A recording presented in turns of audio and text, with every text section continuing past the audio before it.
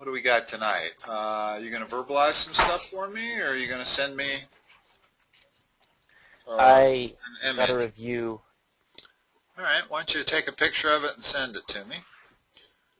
Well, I was wondering if you had the book. I don't know if you have a book that Let's I have. see. Yeah, my Algebra 2 book is your review out of the book? Yeah. Is your Algebra 2 book by Larson, Boswell, Knold, and Stiff?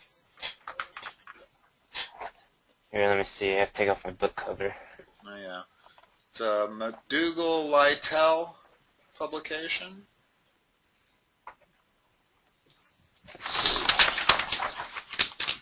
This says Alan E. Bellman.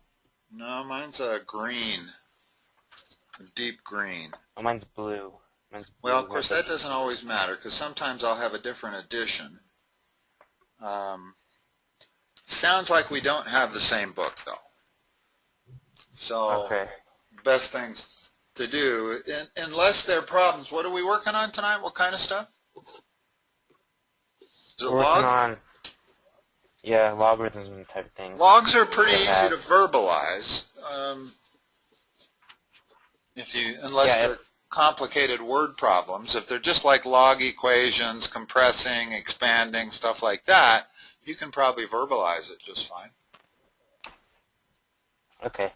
She gave me a test review for Wednesday. Good. That's exactly what we want to go over.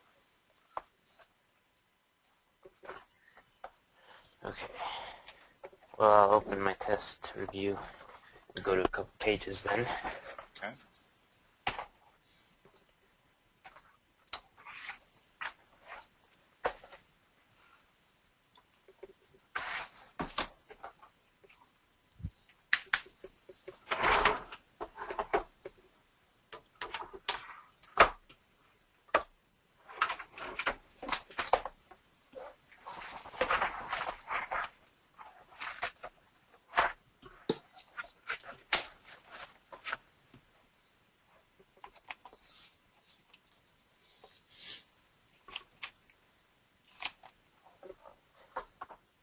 Okay.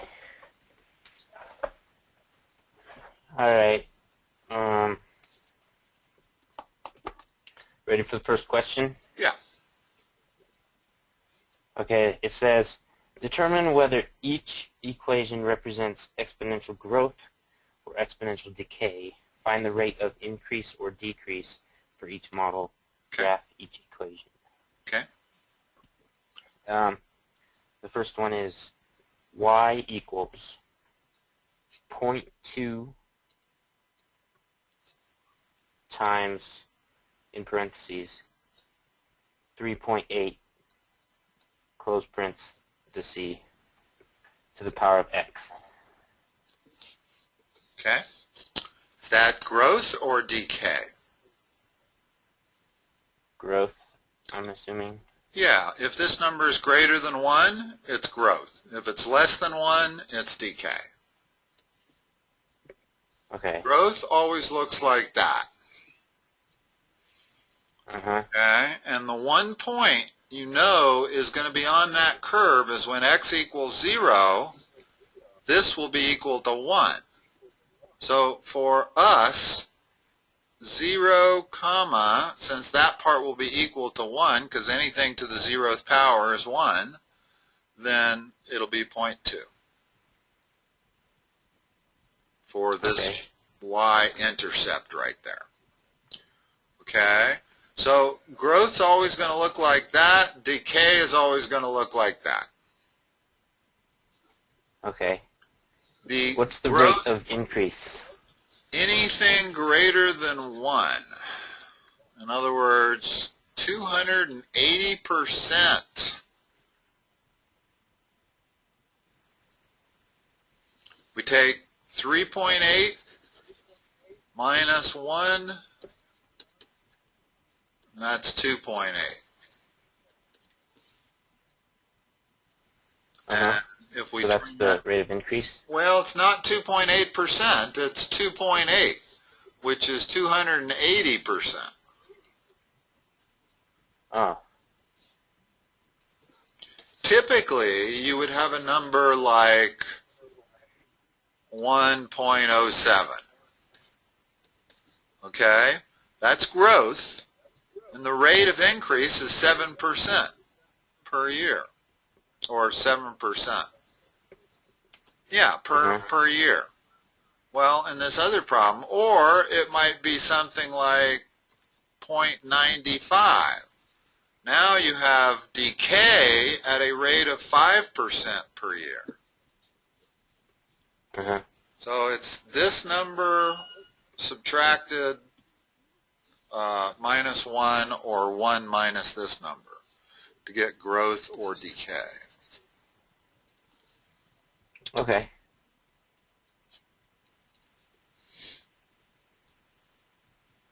The next one is y equals 3 parentheses 0.25 close parenthesis to the power of x. Okay. Is this growth or decay? Decay. By what rate?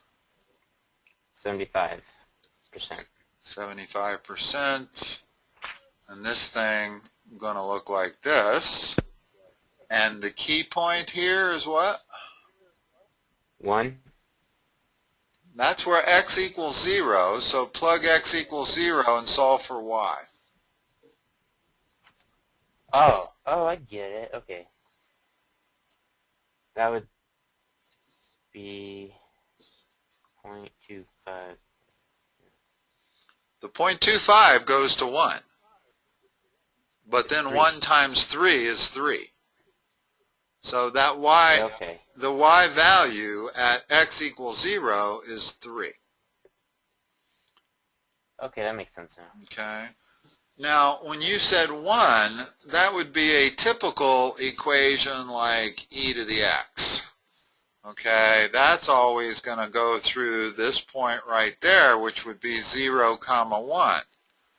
Because when I let x be 0, this whole thing becomes 1.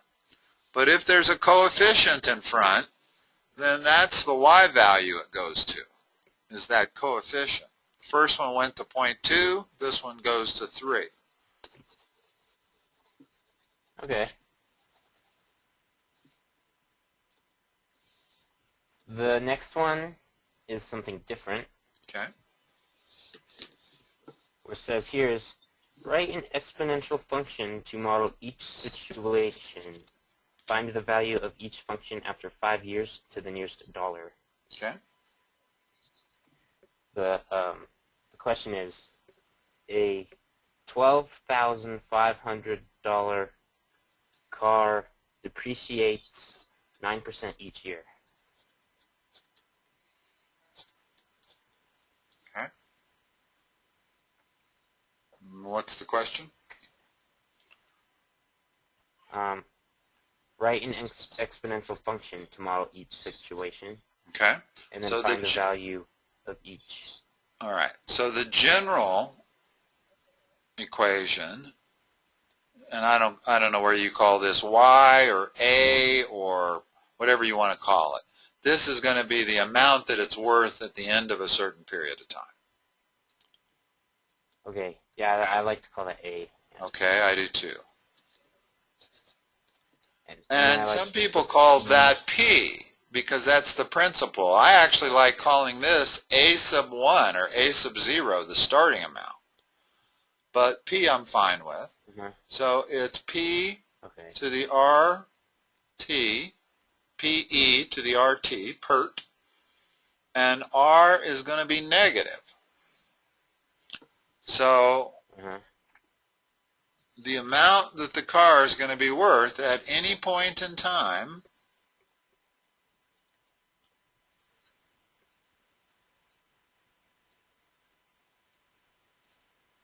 will be that. Okay. So then we solve for T. Well, actually, T is 5 years. Okay. Then so then we just solve for we A. put in 5 there. and then solving for A. And solving for A is actually much easier than solving for T, because all you have to do is you can do all of that on your calculator. You don't have to invoke logarithms at all, because your exponent is a number. If we had a number over here, in other words, if we wanted to know when the car would be worth $5,000, then we would be solving for T up here. That would be harder to solve for. We'd have to take the natural log of both sides at some point. Whenever you're solving for a variable that's in the exponent, you're going to have to use logarithms to solve it. But so this case was easy. And again, I don't know if you want to go take the time to come up with the number, or should we set it up and go on and make sure you can set them up right? It's not so much the plugging into the calculator I'm concerned with. Yeah, I don't think we really need to. As long as you know how to do it, and make sure when you come up with an answer that it makes sense. In other words, if you came up with an answer like 15,000, that doesn't make any sense, does it? No. Right. It's got to be less than 12.5 by considerable. After 5 years, if you're losing almost 10% a year, the first year you're losing $12.50 of value, and then another $11.50 the next year. So it's gonna drop considerably, probably by about half at least, I would think. I found the number of A is 7970.35. Okay, that makes sense. Okay, it only dropped by about, that doesn't make sense. Now, I'll tell you why. If it dropped by 9% per year for 5 years, no, that does make sense. Yeah, no, that makes perfect sense. Okay. Okay, cool. Because I was like, it looks like I put it in right. Yeah, no, that did. Where I got messed up was I multiplied 9 times 5%, which is 45%. So I figured the car would have to lose close to half its value. But that's not the way it works. It loses 9% of 12.5 the first year, but then the next year it only loses 9% of like 11.5. And then the next year 9% of 10,000. So you don't end up losing as much as if you do it the ballpark way that I did it, to find the general area or general amount. All right, what's the next one? Next was a basketball card bought for $50 increases 3% in value each year.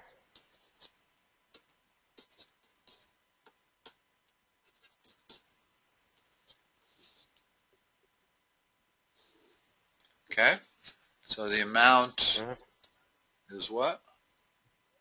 50. E 3%. Okay, we can't write 3% because we don't have any way of 0.03, yeah. Times 5. Was the question, what's it going to be worth at the end of 5 years?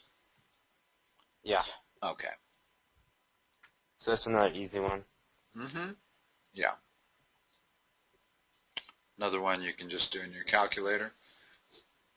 It'll go up probably to about $65 in that neighborhood. More maybe 70. It's 58.09. Oh. So yeah, about $60. Oh, yeah, I took 15% of 50 and I approximated the wrong amount, but okay. So, what do we got? Yeah, those things are harder to do in your head. Yeah, it's kind of a silly way to do what I'm doing, because the whole point of exponential increase and decrease is it's not linear. And I'm checking with linear calculations. So, I mean, Yeah. I'm coming up with ballpark numbers by doing it linearly. All right. Next one. Let's see. 18.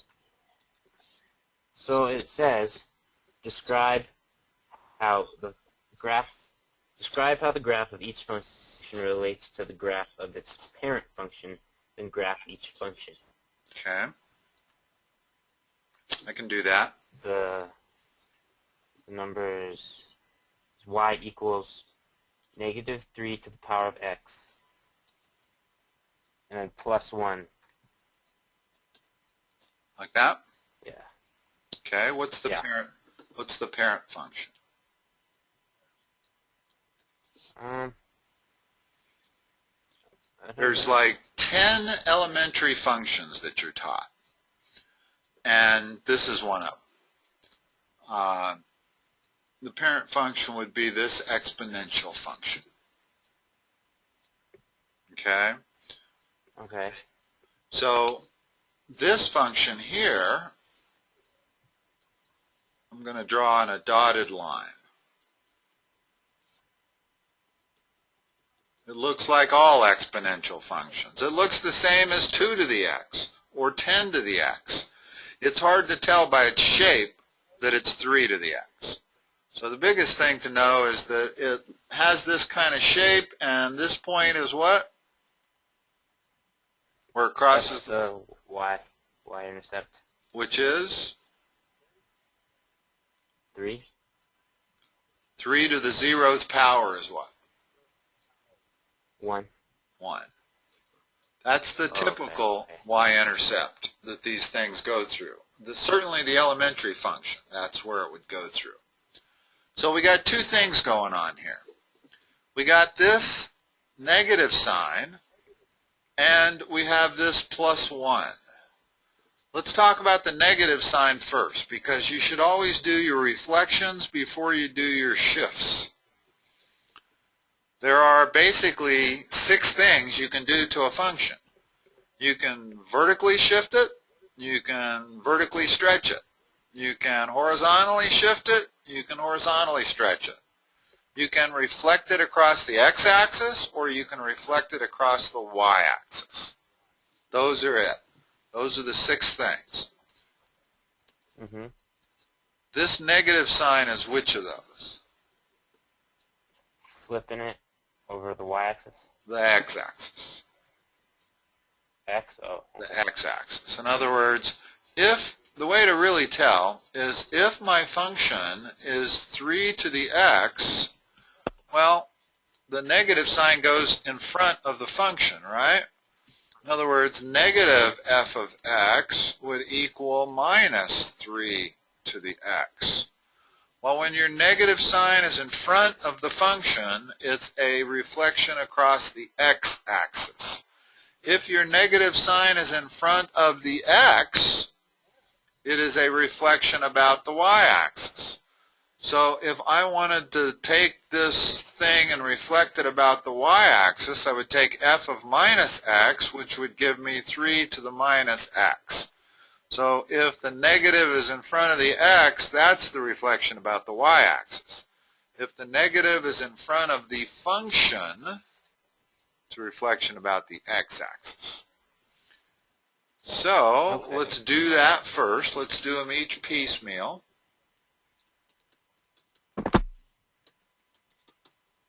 What's this point going to be? -1.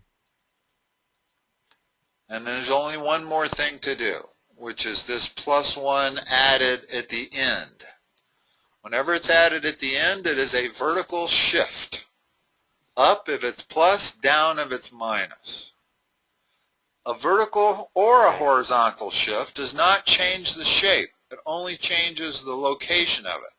In other words, I can take the exact shape and just move it up or down if it's vertical, or right or left if it's horizontal. So this I would want to move up 1. So the final curve has to go through that point right there. Let's talk about asymptotes. What is the horizontal asymptote of that? Y equal 3 to the x. That would be 0, or is it 1? It's 0. Y equals 0. The x-axis is the horizontal asymptote. Okay? So this vertical shift of +1 moves the horizontal asymptote up by +1. So now we have a horizontal asymptote. I shouldn't use dotted lines because that's usually used for that. So that horizontal dotted line is the new asymptote for my curve. And I know it has to go through this point right there, so it must look like this.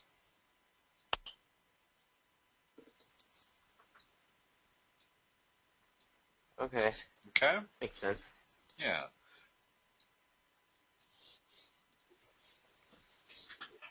Got more? Yeah. Let's see. The next one is 9. Y equals 8 to the power of x, and then minus 1. Like that? Or the -1 up by the x?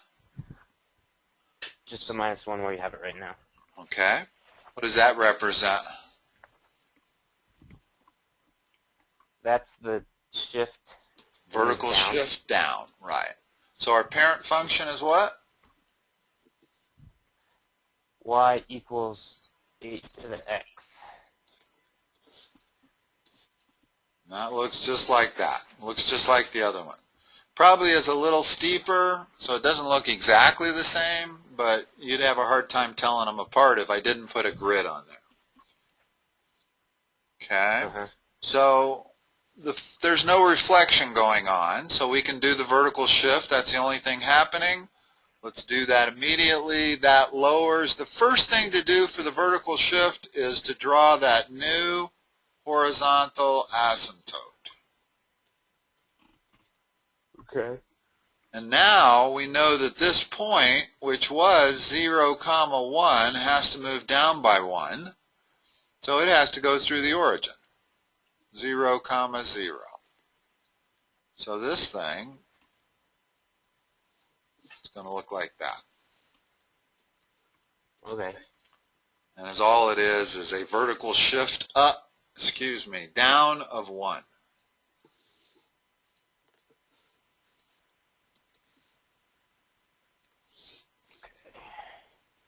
The next one looks a little harder.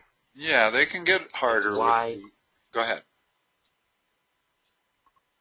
equals 2 times 2 in parentheses to the power of x plus 1, and then the plus 1, or plus 3, I mean, plus 3. Yeah. 3. Uh-huh. Okay. We got 3 things going on here.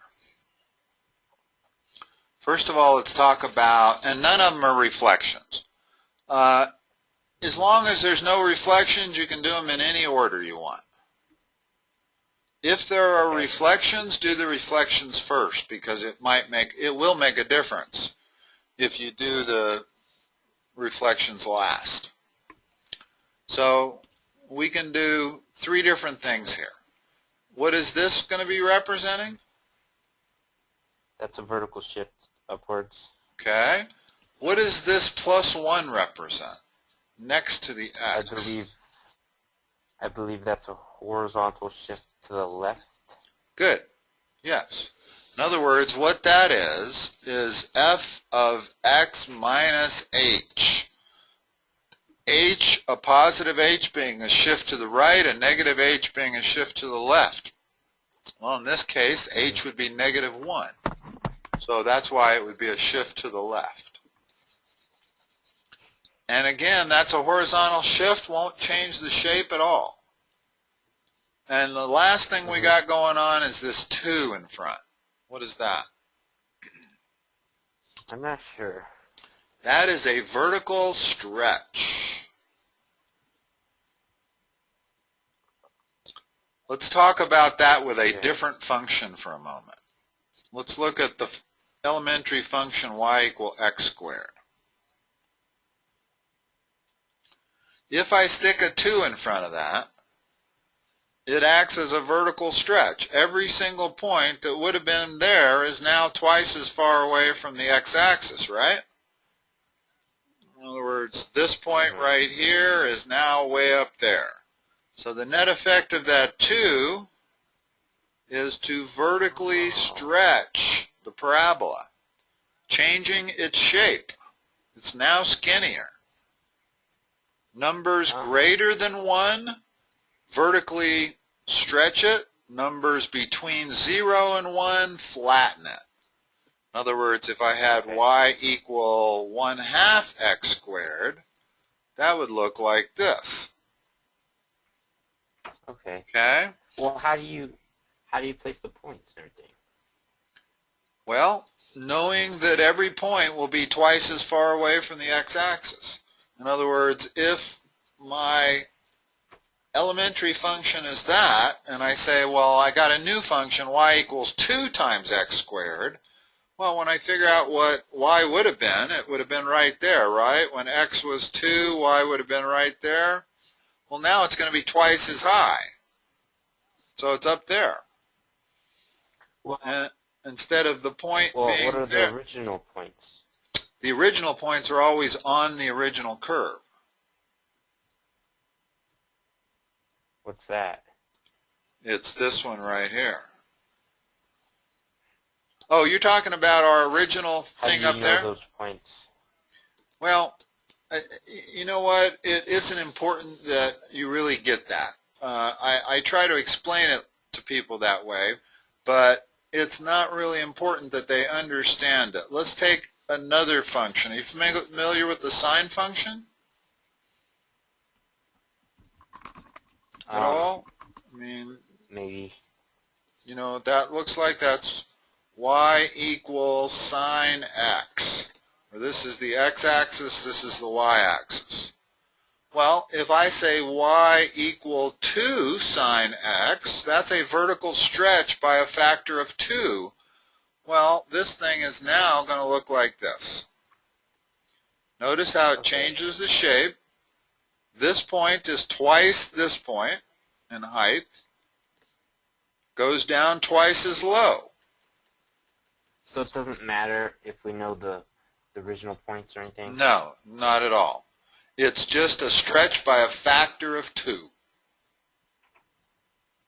That's what it means.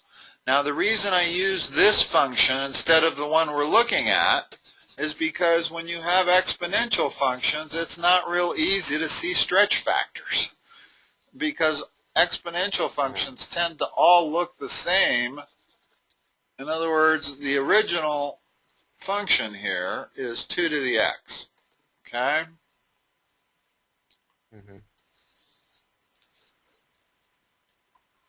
That's what it looks like. Now, let's just talk about a stretch factor. What would this look like? 2 times 2 to the x. Well, that's the stretch factor. That means that this point here would be twice as high. This point over here is going to be way up there.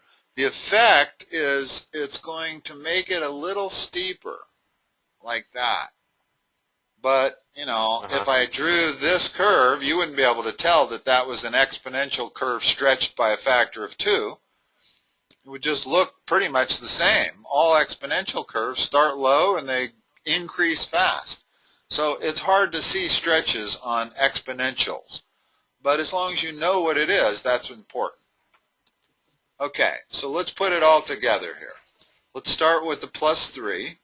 Let's start by moving our horizontal asymptote up 3 units. So it begins there. Let's shift 1 to the left. Well, what do I know? Normally that point, in other words, that's what it would look like normally without a shift. So that point would be 0, 4, right? So it'll be -1, 4. Yes. In other words, that same point is now right there. -1, 4. That's just with the shift. So far I haven't stretched it. In other words, if I were to draw this curve would be y equal 2 to the x plus 1 plus 3. In other words, everything except the vertical stretch factor. Well, let's do the vertical stretch factor. Vertical stretch factor is a factor of 2, so it doesn't change the vertical or the horizontal asymptote at all. But it does change. Every point we're looking at on this curve would be twice as far away from the asymptote. So this point now becomes -1, 8. 8, because we're multiplying it by 2. Okay? Now, so something like that, but just to be sure, let's see if -1, 8 fits this equation. Plug in -1. No, it doesn't. It's 5.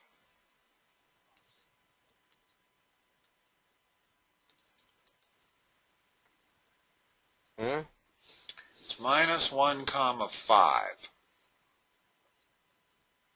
I see why. This vertical stretch factor of 2 doubles the distance from the horizontal asymptote. The horizontal asymptote was only 1 away. Because we were at 4, the asymptote was at 3, so we're now going to be at 5. It doesn't double the distance from the x-axis, it doubles the distance from the horizontal asymptote. So -1, 5 works. If we plug in -1 for x, this goes to 1. 1 times 2 is 2. 2 plus 3 is 5. So -1, 5 is the one point we know on that curve. We could figure out a number of points. Any of the other points? Well, we do. We could make a table. When x equals 0, this becomes 4 plus 3, 7. So, in other words, you can make a table of values always to graph something. If you don't ever know how to graph something, just make a table of values. When x was -1, it's 5. When x was 0, it's 7. And when x is 1, I've got 2 squared is 4 times 2 is 8 plus 3 is 11. So each of those pairs of coordinates needs to be on our curve. Okay. And that also tells you what the y-intercept is, 7. In other words, this curve, this final curve that I attempted to draw, not very well, I might add, but here, let me draw it again. There.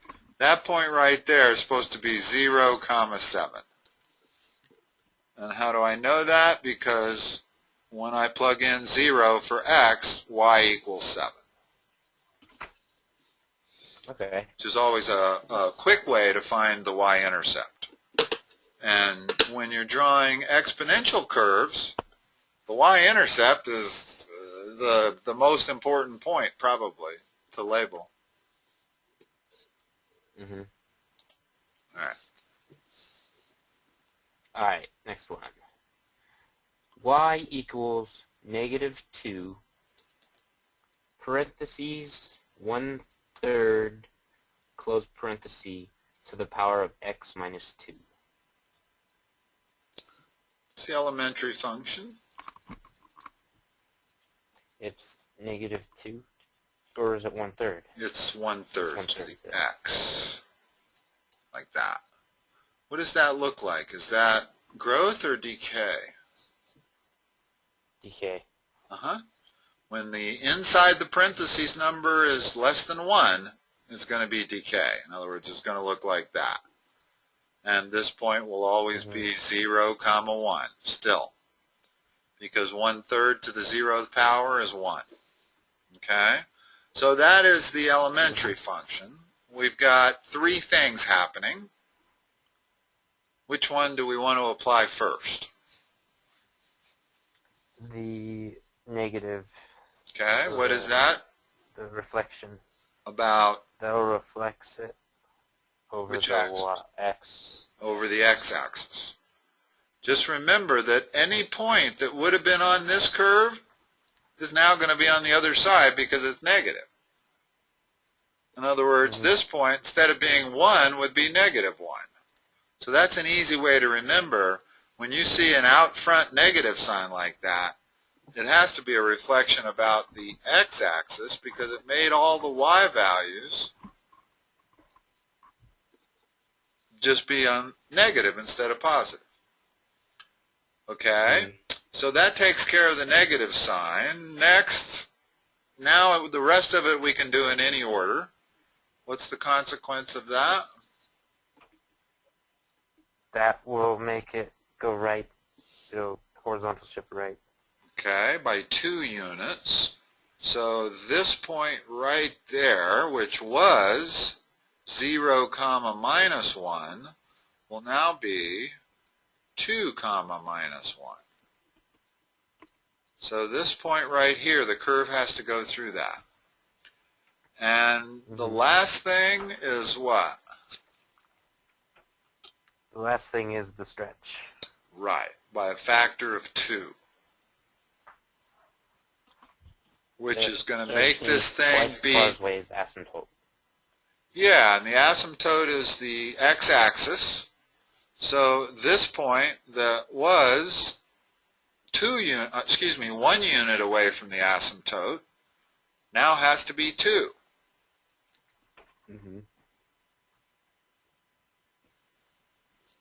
So this point is on our final curve. I'll mark it with an X. Because when you do these things in stages, you end up with all these intermediate curves.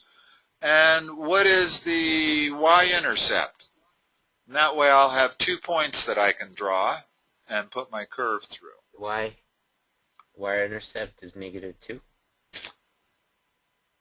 No, we're going to get the y-intercept by substituting 0 for x. Oh. So we've got y equal -2 times 1/3 to the -2 power. Well, 1/3 to the -2 means 1 over 1/3 squared. 1/3 squared is 1/9. This whole thing equals 9.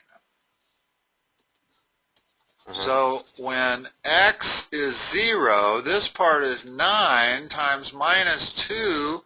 That's -18. So this thing is way down there at 0 minus 18. It has to go through that. So this curve looks like this. It's still asymptotic. I didn't draw that very well either. I'm a lousy artist, I have to admit. It's still going to be asymptotic to that x-axis. Okay.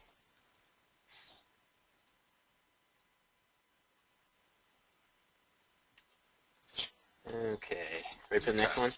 Yeah. This one says, find the amount in a continuously compounded account for the given conditions. Okay.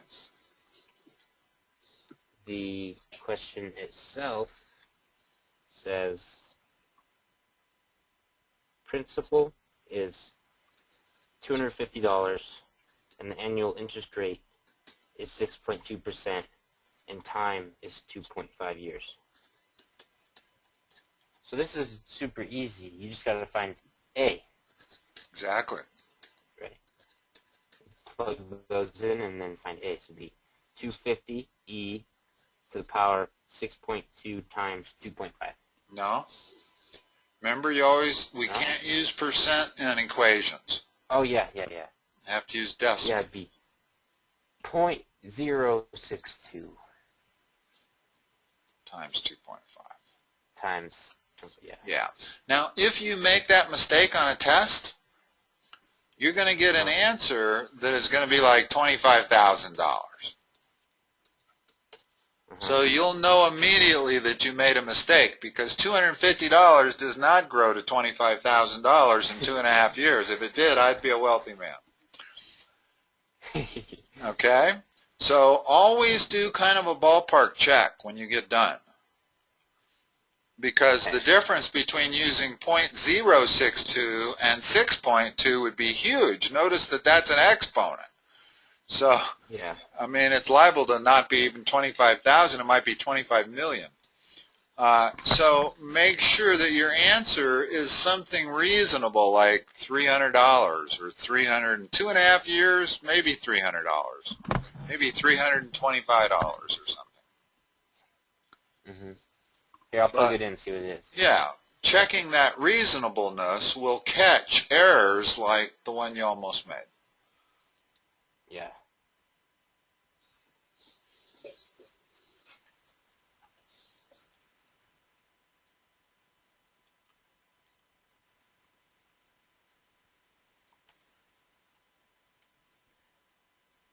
The answer is 291.91. Okay. Which makes sense. Yeah, very, very reasonable. Okay. Okay.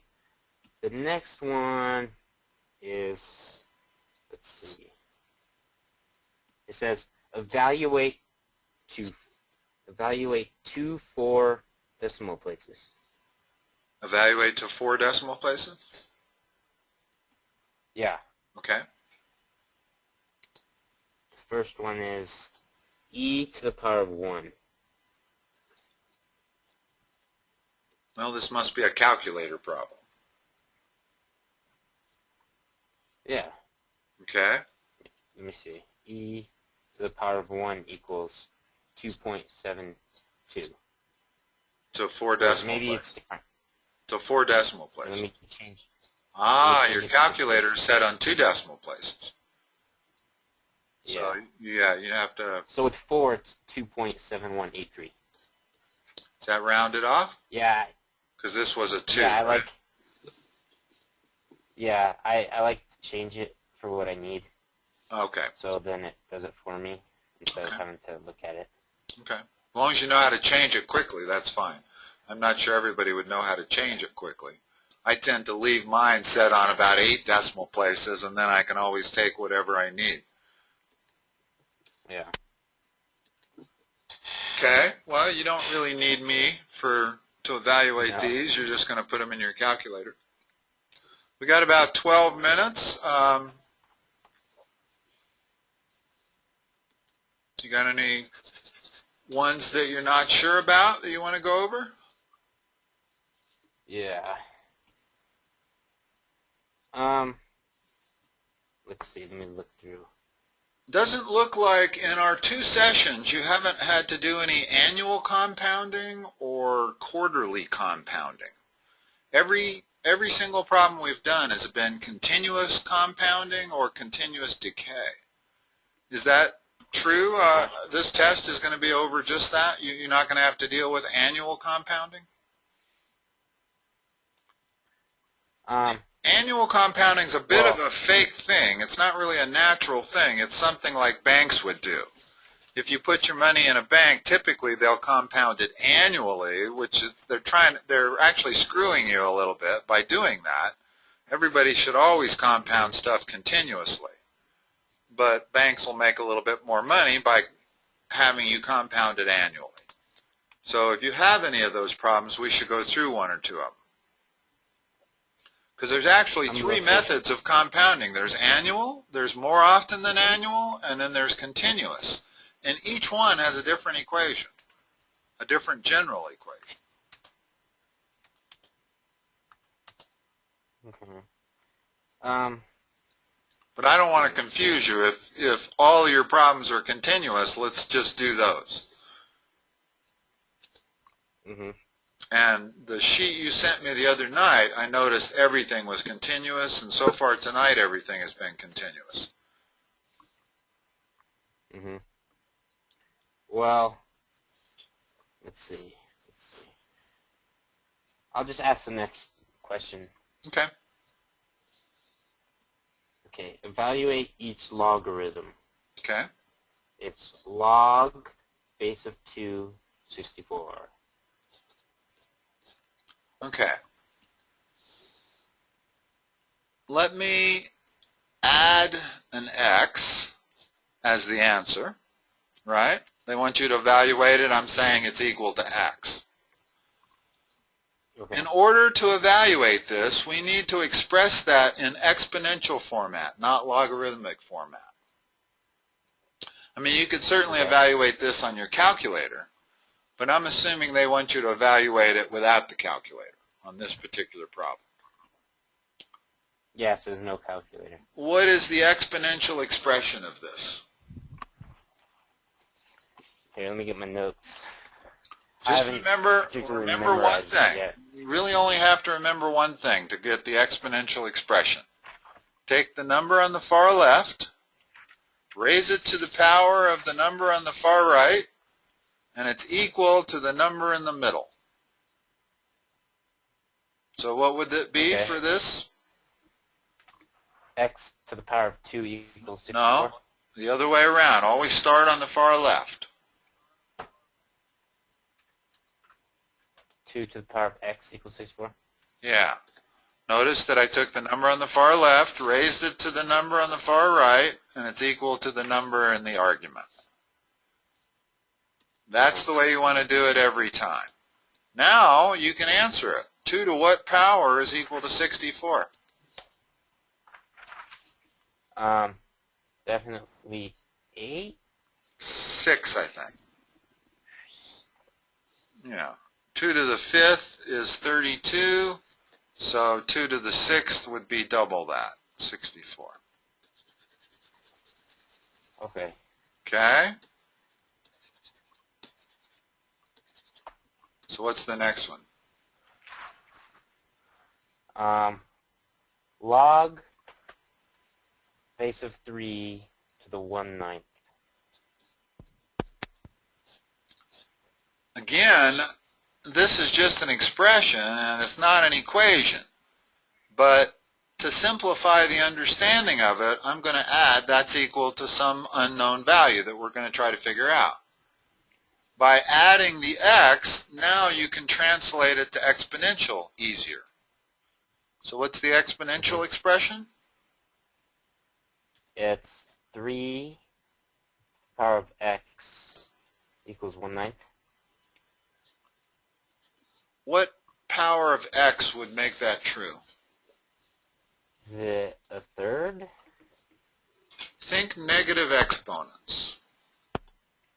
Negative? Because remember, negative exponents don't mean negative. They merely mean reciprocal. Well, 9 is 3 squared.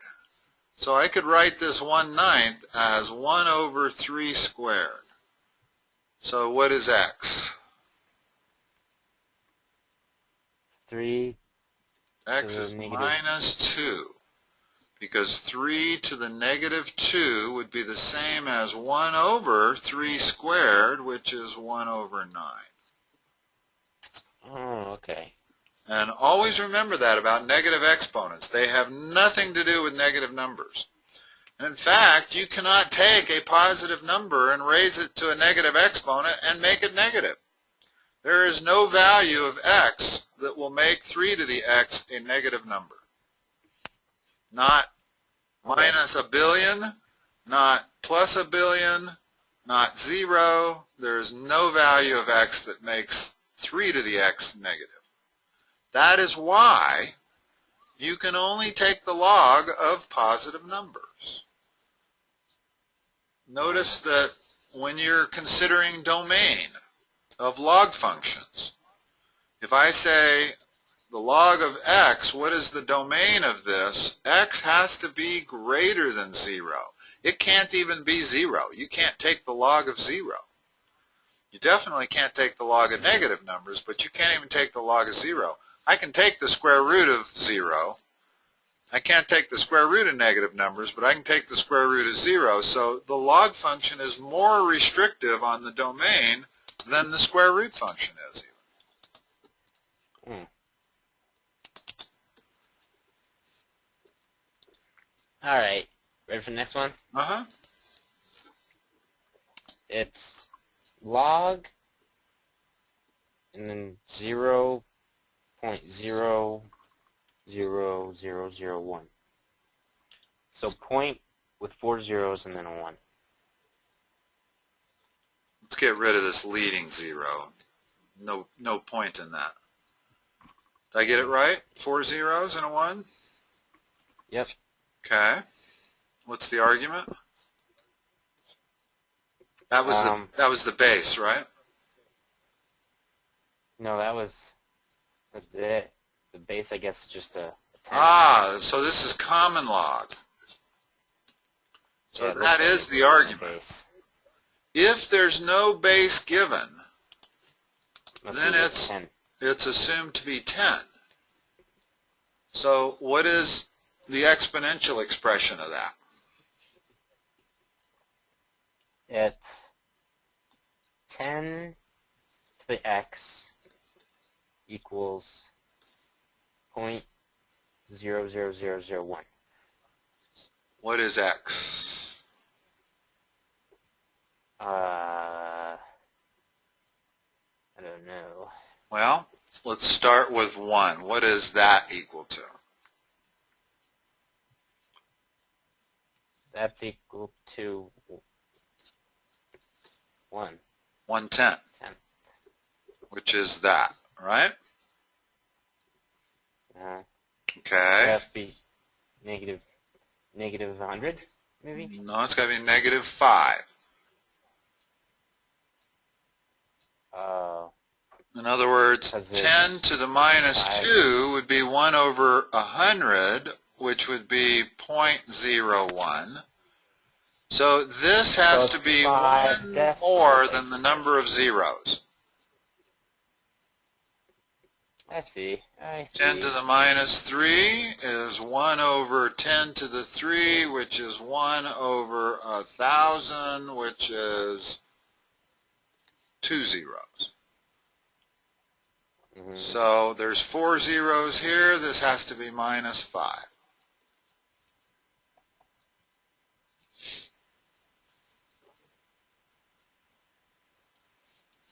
Okay?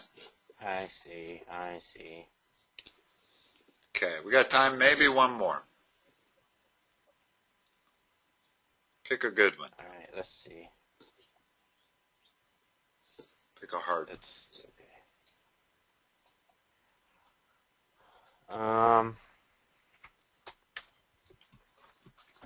Oh, whoops.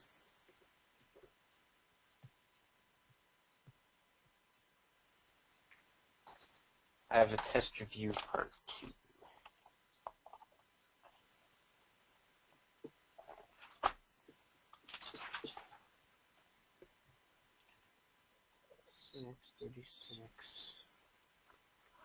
Sorry, it takes a second to find it. Okay.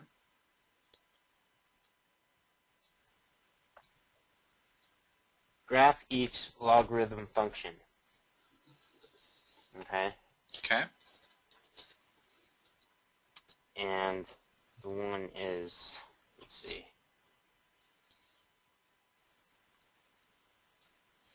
Y equals log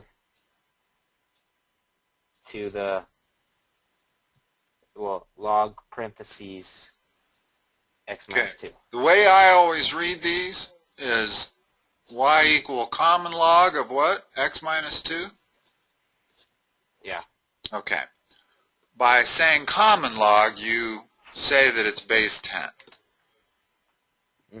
Okay. Log functions are a lot like exponential functions. They all look kind of the same. They all come up from negative infinity. They're very, very flat looking, like that. Almost like there's a horizontal asymptote there, but there isn't. That thing goes all the way to positive infinity on the y-axis. But Oh, like exponential functions, they all go through that same point, 1 comma 0. In other words, that is y equal log of x. There's your elementary function. Because the log of 1 is always 0. mm-hmm. Okay? This also has a vertical asymptote that is the y-axis, or x equals 0 line. Mm-hmm. So when we're doing a translation, a horizontal translation of this, the very first thing we're going to do is to move that vertical asymptote. Well, what's this minus 2 do? Moves it to the right. So here's my new vertical asymptote. Moves everything to the right, so it moves this point to the right by 2, so it's now 3 comma 0. And it's asymptotic with that line, so it basically looks like that. Okay, And all if the you were to log graph functions, points, all the log functions look the same regardless of their base. In other words, this could be log base 2 of x just as easily as log base 10. They're like exponential functions. It's hard to tell the difference. It's hard to tell the base based on its shape because they all have the same shape. How many points do you need? it doesn't say, but I you would were to say add that they only need 1. uh-huh. They need the point that goes through the x-axis. That's the only interesting point. In other words, this is what the curve looks like. Let me draw it without all the garbage. Understand what makes some curves interesting. There's only one interesting point on that curve, right there. I don't care about this point, I don't care about this point, I don't care about this point. This is where it crosses the x-axis. It's the only interesting point. So in that other problem, the interesting point was where it crossed the x-axis. Oh. That's where y equals 0. Since the log of 1 equals 0, x had to be 3. So it crossed the x-axis right there. Okay. All right. Caleb, can I get an email address of your mother or father or whoever I should send the envoys to, or you? I have your email address, I believe. Did you get my, Yeah. you got the link to the recording of the first session? Okay? Yeah. Okay. Yeah, I got that. So I have your email. I don't have anybody else's. Who should I send the So I can envoys? use you. You should send it to me, and if you want to send it to someone else, you can send it to, you want another one? Yeah, I'll write it, and you tell me if I'm writing it correct. Heather, so H, all lowercase, E-A-T-H-E-R, Okay. dot, Wow. Okay. Masco, M-A-S-C-O, all lowercase, Uh-huh. at yahoo.com. Okay.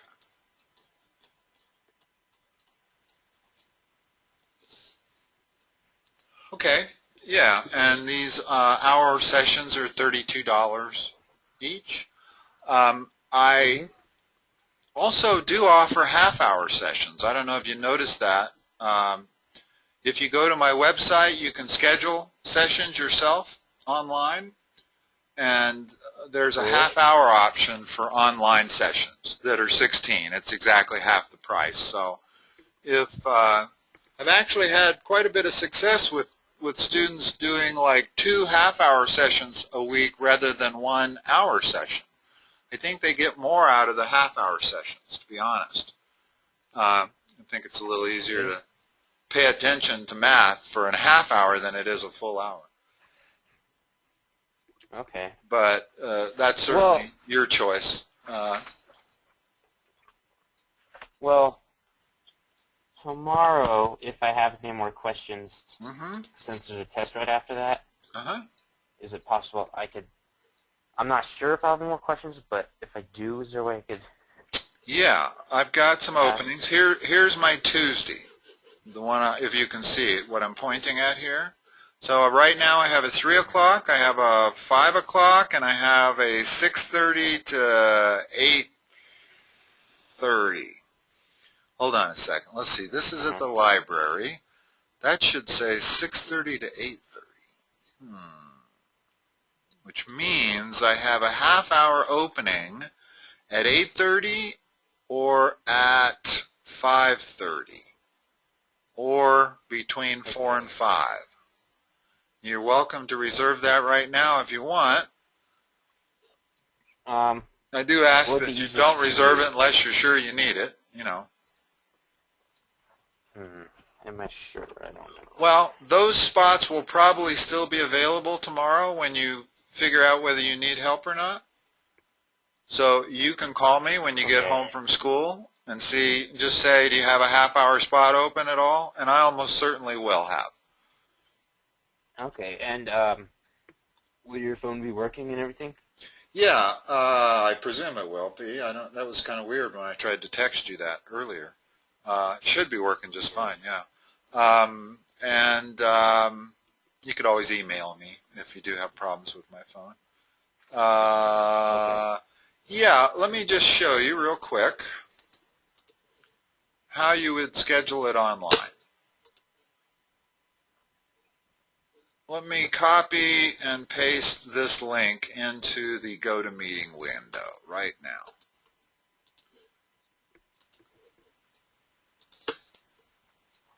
Go look in the chat window of the GoToMeeting and click on that link.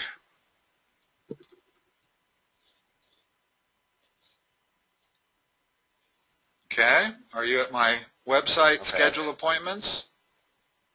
Yeah. Now save that page as a favorite.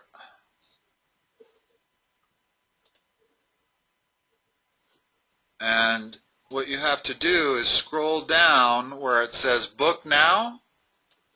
And when you click on Book Now, it's going to give you these three options.